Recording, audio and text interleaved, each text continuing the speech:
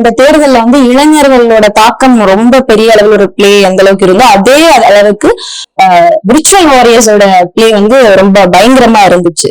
அதை நீங்க எப்படி பாக்குறீங்க? ஏன்னா நிறைய இப்போ சமூக வலைதளங்கள்ல பார்க்கும்போது நிறைய நீங்களுமே பாத்திருப்பீங்கன்னு தான் நான் நினைக்கிறேன். சோ அதை எப்படி பாக்குறீங்க? நிறைய அபியூஸ் நடந்திருக்குன்னு தான் நான் நினைக்கிறேன். விர்ச்சுவல் வாரியர்ஸ் அப்படின்னு அருமையான ஒரு பேர் வச்சிருக்காங்க. விர்ச்சுவல் வாரியர்ஸ் சொல்லியிருக்காரு. விர்ச்சுவல் வாரியர்ஸ் வந்து நிறைய ஒர்க் பண்ணிருக்காங்க.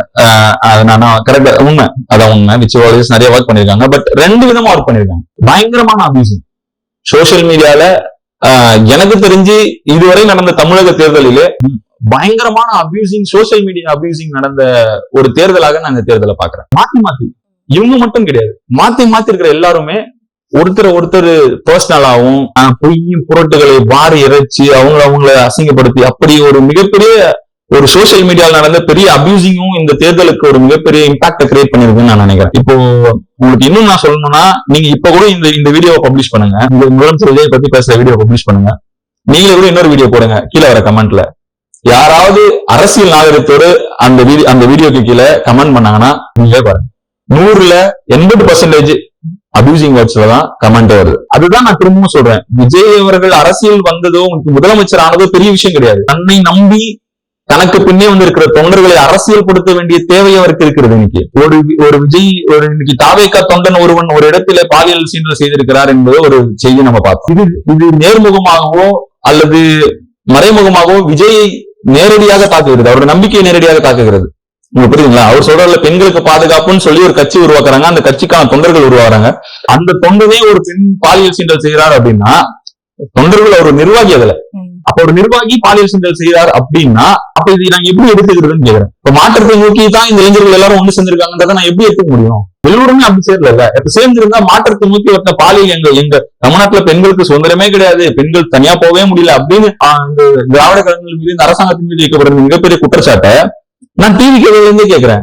தாவேக்கால இன்னைக்கு ஒருத்தர் இந்த நியூஸ் வந்திருக்குல்ல, ஏன் திமுக வரலையா, ஏன் அதிமுக இந்த மாதிரி பண்ணலையா? பண்ணிருக்காங்க, நிறைய பேர் பண்ணிருக்காங்க. ஆனா அவர்களுக்கு மாற்றாக நீங்க வரீங்கன்னு சொல்றீங்க. நான் சேஞ்சஸ் எதிர்பார்த்து தான் விஜய் பின்னாடி போறேன், நான் சேஞ்சஸ் எதிர்பார்த்து தான் தாவேக்கால சேர்ந்திருக்கேன்னு சொல்றேன். நீங்கள் இந்த தவறுகளை செய்யலாமான்றதான் நான் கேட்கிறேன். ஆமா, நாங்க தீய சக்தி தான், நீங்க சொல்ற மாதிரி தீய சக்தினே வச்சுக்கிறோம். நீங்க தூய சக்தி இல்ல, அப்ப நீங்க எப்படி இங்க பிஹேவ் பண்ணணும் இருக்குல்ல? ஒருத்தர் கத்தி எடுத்து கேட்க வெட்டுறாரு, உதயநிதி கத்தி எடுத்து காமிக்கலையா அப்படின்னு கமெண்ட் பண்றேன். உதயநிதி கத்தி எடுத்து காமிச்சாரு, நீ மாற்று இல்ல நீ. அவர் கத்தி எடுத்து கேக் வெட்டலையே. கத்தி எடுத்து கேக் வெட்டினா என்னன்னு தெரியுமா? சட்டப்படி குற்றம், கைது செய்யப்படணும். ஒரு எம்எல்ஏ ஆன அன்னைக்கு ஒரு கத்தி எடுத்து கேக் வெட்டுறாரு. இப்ப நீங்க மாற்று இல்ல. இப்போ ஜோசப் விஜய் அவர்கள் முதலமைச்சர் ஆவதற்கு முன்னிருக்கிற 5 நாட்கள் என்ன ஒரு பதட்டமான சூழ்நிலை, அவருக்கு எவ்வளவு ஒரு இழுபறிகள் இருந்ததுன்னு நீங்க பாத்திருப்பீங்க. இதை விட இவர் ஆட்சியில் இருக்கும் போது இவர்கள் எம்எல்ஏக்களோ இவர்கள் தொண்டர்கள் செய்கின்ற விஷயங்கள் வந்து இவரை பெரிதும் பாதிக்கும் என்பதை நான் நம்புறேன். ஏன்னா அவர்களை அரசியல் படுத்தவில்லை. 100ல் 80 பங்கு அரசியல் படுத்தவில்லை.